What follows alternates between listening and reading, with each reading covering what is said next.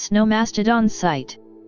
Coordinates: 39 degrees 13 minutes north, 106 degree 56 W/39.21 degree N, 106.93 degree W/39.21, -106.93.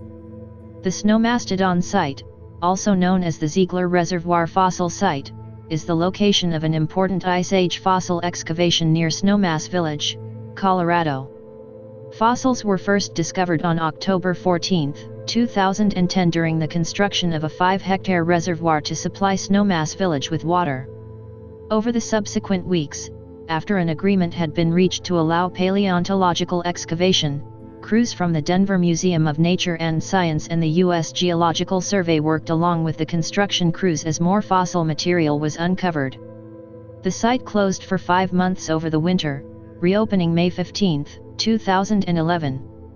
Between May 15 and July 4, 2011, crews from the Denver Museum of Nature and Science conducted a large-scale fossil excavation alongside construction crews building a dam for the reservoir. In total, over 36,000 vertebrate fossils, more than 100 species of fossil invertebrates and over 100 species of fossil plants were found in sediments deposited by an alpine lake during the last interglacial period. The fossil site was discovered on October 14, 2010 by Gould Construction Incorporated crews who had been employed by the Snowmass Water and Sanitation District to expand the Ziegler Reservoir and provide additional water supplies to the nearby town of Snowmass Village. While clearing the perimeter of the reservoir, bulldozer operator Jesse Steele unearthed the first animal bones. Recognizing them as possible fossils, Steele informed project foreman, Kent Olson. Olson took the bones home and identified them as belonging to a mammoth using sources he found on the internet. The next morning, Kit Hamby, the district manager for the Snowmass Water and Sanitation District, contacted a contractor from the Colorado Geological Survey who contacted the Denver Museum of Nature and Science. The DMNS reached an agreement with the SWSD to allow the museum to excavate the fossils. Crews from the Denver Museum, U.S. Geological Survey, and several other institutions work alongside bulldozers for 2 weeks in order to salvage the increasing number of fossils being unearthed. The onset of winter caused the site to be closed for 5 months beginning November 15. When the excavation resumed on May 15, 2011, museum crews had 7 weeks to complete the excavation in order for the reservoir project to be completed on time. By the time excavation had been completed, the team consisting of more than 250 volunteers and 40 project scientists removed approximately 8,000 cubic meters of sediment.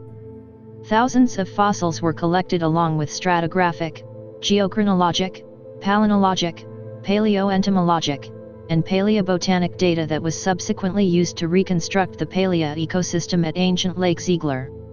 A $10.5 million dam for the reservoir was scheduled to be completed by mid-October 2011, with the site was expected to be underwater by November 2011.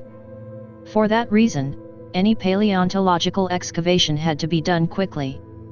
The excavations were led by the Denver Museum of Nature and Science, together with the U.S. Geological Survey and scientists from at least 19 institutions. The Snowmastodon project, as the efforts had been dubbed, cost approximately $1 million, including public outreach programs. Half of the costs were covered by grants and gifts to the museum, while the rest came from donations. The first scientific excavation officially began on November 2, 2010. It involved 67 workers from the Denver Museum of Nature and Science, and lasted 12 days.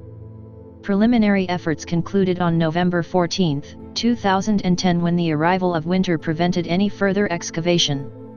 The site and fossils left in situ were protected with frost-free barrier and the recovered fossils taken to the conservation laboratory of the DMNS.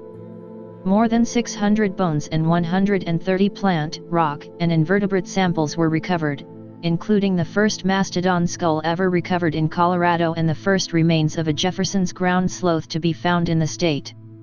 Other megafauna recovered included giant bison, 2 deer-like animals, and more mammoths.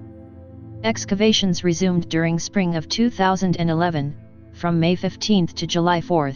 with the support and permission of SWSD and the state of Colorado. By the end of July, the total number of bones recovered was around 36,000, from at least 52 different Ice Age vertebrate animals. Approximately 3,000 of them are believed to come from mastodons of both sexes and of varying ages, from infants to full adults. Other new animals recovered included an Ice Age camel, a horse, and various smaller vertebrates. A small excavation crew from the museum remained at the site, in the event further discoveries were made in the course of the dam construction. The speed at which the fossils were recovered is remarkable for a scientific dig of this size. Kirk R. Johnson, leader of the Snowmastodon project on behalf of the Denver Museum of Nature and Science, told the New York Times, "The speed of this thing is so unlike normal science, from discovery to completion of one of the biggest digs ever in less than 9 months. Scientists are not concerned now that the site is covered by water after completion of the reservoir expansion. Being underwater helps preserve the fossils, and the reservoir can be drained if ever the need arises for additional excavations." The Ziegler Reservoir fossil site is one of the few localities in North America from the Sangamon interglacial period, and the only one at high elevation. This site preserves multiple alpine ecosystems stacked on top of each other within sediments of ancient alpine lake. Among the vertebrate fauna, this site represents highest known elevations of a number of species. Additionally, this site holds the record for the most mastodons preserved in a single location, including the largest mastodon ever found. The fossil flora offer unprecedented insights into plant biogeography of the Rocky Mountains during the last interglacial period. The site is also important for the exceptional preservation of fossil material. Fossil sedge and willow leaves were still green, conifer cones were still intact, and large driftwood logs were preserved. In addition, the mollusks and gastropods showed color, and beetle parts were still iridescent. Vertebrate fossil material was in excellent condition as well.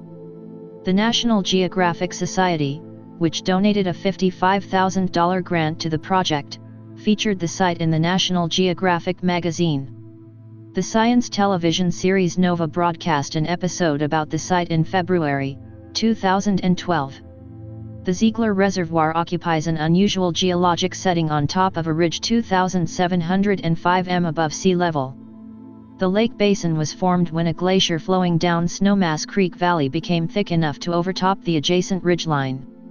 As the glacier retreated, a moraine impounded a 5-hectare alpine lake that was initially 10 meters deep.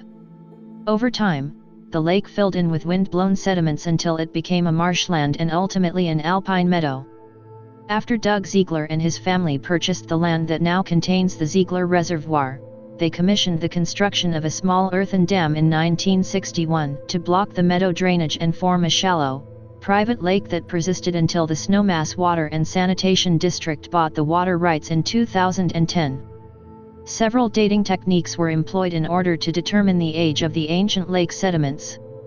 Attempts at radiocarbon dating of lake organics, bone collagen, and shell carbonate revealed that the site was radiocarbon dead or greater than 45,000 years old. In situ cosmogenic beryllium and aluminum from a boulder that was part of the bounding moraine yielded an age of approximately 140,000 years old. Uranium series dating of vertebrate fossils confirmed the age range of 45,000 to 140,000 years. However, the extremely low uranium concentrations limited the utility of that method. Optically stimulated luminescence ages obtained from the fine-grained quartz provided reliable, replicable ages for the sediments within the established 45,000–140,000 time frame. The dates obtained via OSL correlate with the end of the Bull Lake glaciation and the Sangamon interglacial stage, spanning marine isotope stages 6 through 4.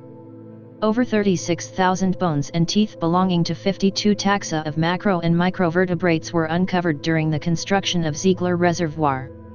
These taxa represent a diverse assemblage of fauna belonging to the Rancolabarian North American land mammal age. The smaller vertebrate species include trout, frog, salamander, snake, lizard, duck, goose, pheasant, crane, finch, shrew, river otter, bear, coyote, rabbit, chipmunk, squirrel, beaver, mice, and other small rodents. The most abundant species found throughout the site is the tiger salamander. Also represented in the Ziegler Reservoir are the remains of 7 megafauna taxa. These taxa include fossil insects. A total of 99 taxa of insect were identified from samples spanning the interval of 125,000 to 77,000 years ago. These fossils are the oldest known Pleistocene high-elevation insect faunas from the Rocky Mountains. The fossil assemblages were dominated by beetles, ants, midges, and caddisflies, which were used to document the climactic oscillations during the time represented by the samples. Mollusks and ostracods. Sediments containing terrestrial and aquatic mollusks and ostracods span 130,000 to 87,000 years ago. These sediments produced 12 identifiable taxa of terrestrial gastropods, 5 taxa of aquatic bivalves, 8 taxa of aquatic gastropods, along with 7 taxa of ostracods. These taxa indicate that the ancient lake shore was a shallow, well-vegetated, freshwater wetland during the time periods sampled. A diverse assemblage of plant macrofossils and pollen was collected during Snowmastodon. Approximately 99 taxa of plant macrofossil, including seeds, leaves, needles, cones, twigs and wood were identified. Over 300 specimens of fossil wood were collected ranging in size from small stems to logs greater than 50 cm in diameter and more than 10 m in length. The majority of wood fossils came from the beach horizon at the lake margin. Species of fir, Douglas fir, spruce and pine were represented. The pollen collected includes species of sagebrush, spruce, pine, oak, Douglas fir, juniper, as well as herbaceous and aquatic plants.